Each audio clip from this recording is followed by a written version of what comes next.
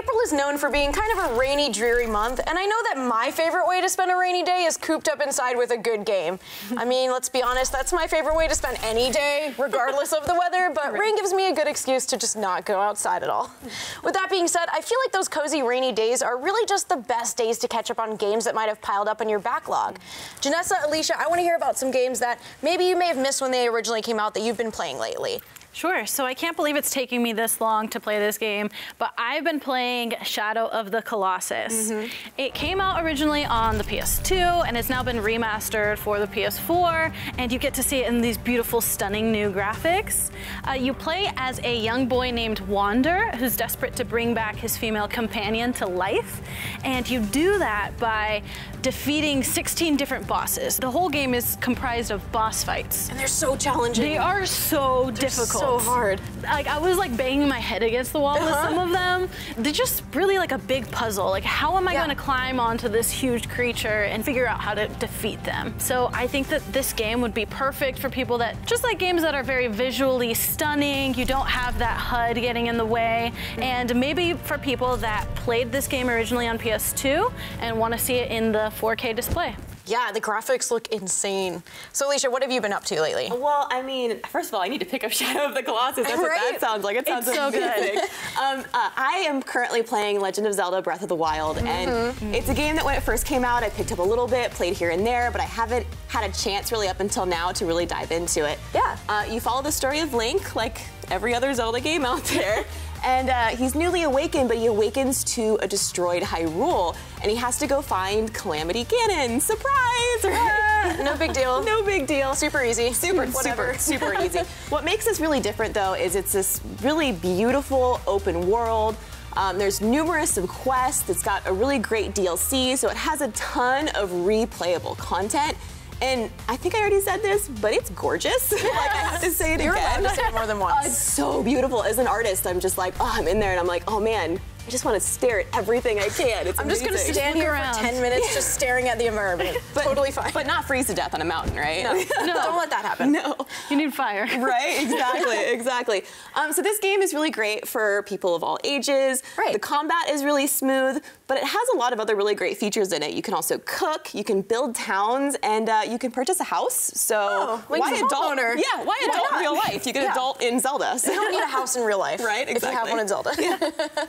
Speaking of houses, my game that I've been playing lately is Animal Crossing Happy Home Designer.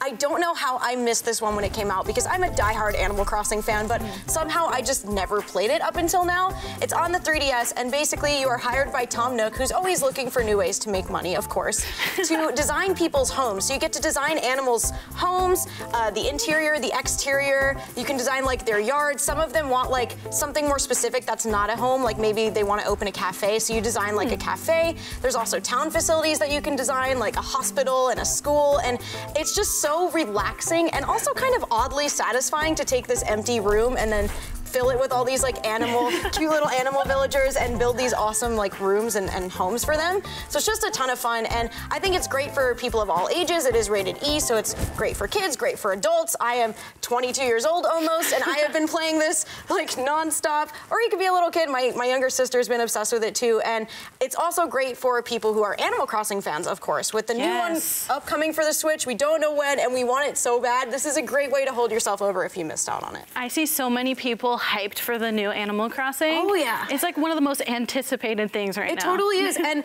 something that is so exciting about that to me is I never realized Animal Crossing had such a huge fan base until recently when everybody was like up in arms about Animal Crossing for Switch. Where is and I was it? like, these are my people. I found you.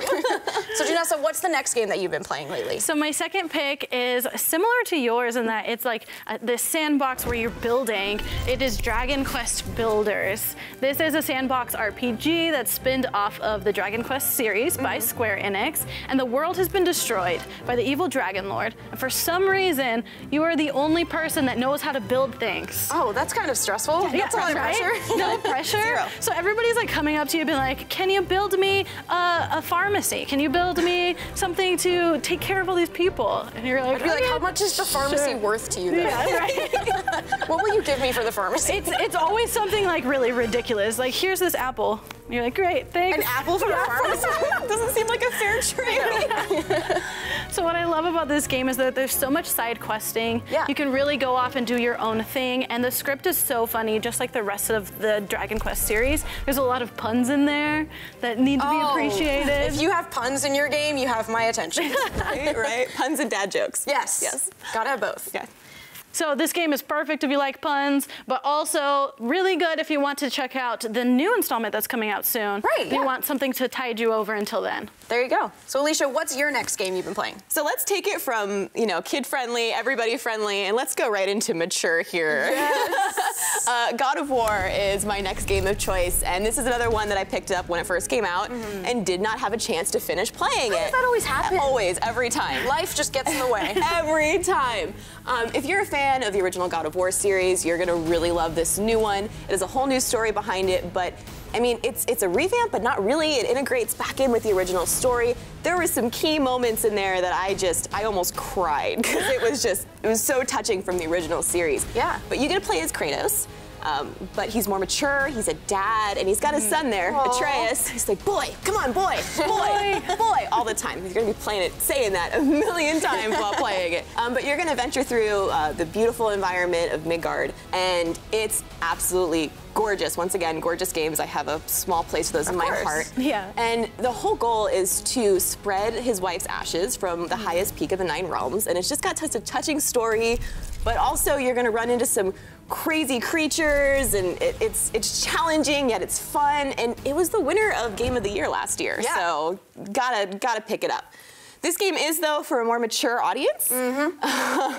But you know what? It's still a lot of fun, and it's not your typical hack and slash combat. It is going to keep you on your toes with all that dodging. It's amazing, absolutely incredible. I feel like my next game kind of has that same sort of audience as yours might, but mine is The Witcher 3 Wild Hunt, and I do not know how I missed this game when it first came out, because this game is so popular. There are so many diehard fans of the Witcher series, especially in particular The Witcher 3 Wild Hunt. People just love this game, and for good reason. It's an open world fantasy game, and you're gonna play as Geralt as he's looking for Ciri, who's kind of his daughter, but they're not blood related. It's a complicated relationship, but he's her father figure, and you're gonna go and look for her, and that's kind of your journey in the game. But along the way, you're gonna see this beautiful in-game world. The story is just absolutely captivating, and I think that's my favorite thing about it, is just the characters and the story, and the way your decisions really just they make such a huge difference, and it's so stressful. I've had so many moments in this game where it'll pop up and it will want me to choose something, and I'll just stare at it for 20 minutes, and then I'll go on Google and I'll start reading forums, like, what did other people do? Which is kind of cheating, That's but cheating. it's totally cheating. You gotta just go for it. You just have to go for it. But I'm so worried about making the wrong choice, and there's so many decisions where, like, both of the choices are wrong or both of the choices are right,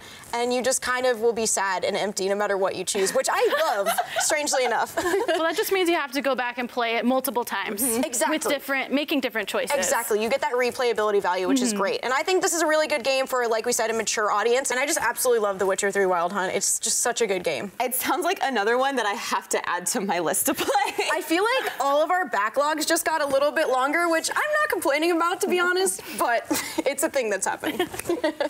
So if you'd like to check out any of the games we just talked about, talk to a guest advisor at your local GameStop store or head over to GameStop.com.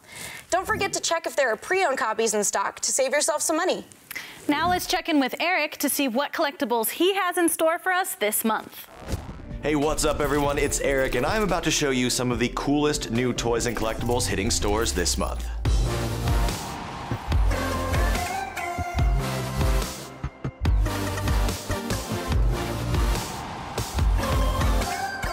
We've got a lot of really fun stuff to check out today, but I want to start with a brand new card game from the makers of Unstable Unicorns. This one's called Exiled Legends. Here's the premise. You are an exiled deity, banished from the Bane Sphere. So you and up to 5 other players are actually going to select your teams of champions, go to battle to try and take back the land that you believe is yours. But if you're defeated in battle, banished back to the wasteland. You want to check this one out if you love card games, tabletop games, anything like that. This one takes about 30 to 60 minutes to play, and it's rated for ages 14 and up.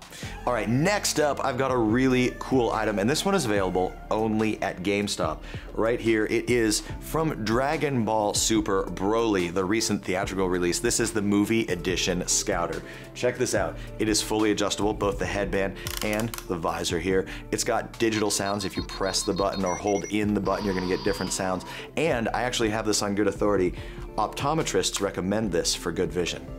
And now, with Avengers Endgame hitting theaters this month, there is no way we could pass up on some Marvel goodness like this. This is from Hasbro. This is the Legends series Marvel Avengers Ant-Man helmet. Look at that. It is a perfect movie replica. If you love Ant-Man or the Avengers and you want something cool to put up on your shelf, this is the item for you. Or if you want to wear an Ant-Man helmet, check this out. You can actually put this fully adjustable helmet on. You can wear this. And here's something really cool. It's got batteries in there, and it actually will light up. You can press this button and go to red LEDs or blue LEDs. And finally, let's talk Fortnite. I've got some Nerf Micro Shots blasters right here. These are Fortnite editions, and you can see there's 3 different designs. We've got the RL, we've got the TS, and then we've got everybody's favorite, the Llama. Now, these are essentially the weapons you recognize from Fortnite, but stylized, shrunken down into these smaller versions. Each comes with 2 darts, and they shoot a single shot. Now, if you're looking for something a little more significant, a little bit bigger, maybe a life-size replica, you're gonna wanna check out this Fortnite Nerf ARL blaster. There's a lot of really cool things about this aside from just looking like the blasters that you actually use in the game. You've got these flip-up sights here. You've got this removable 10-shot clip here. It comes with 20 darts, and here's the best part. This is a motorized blaster.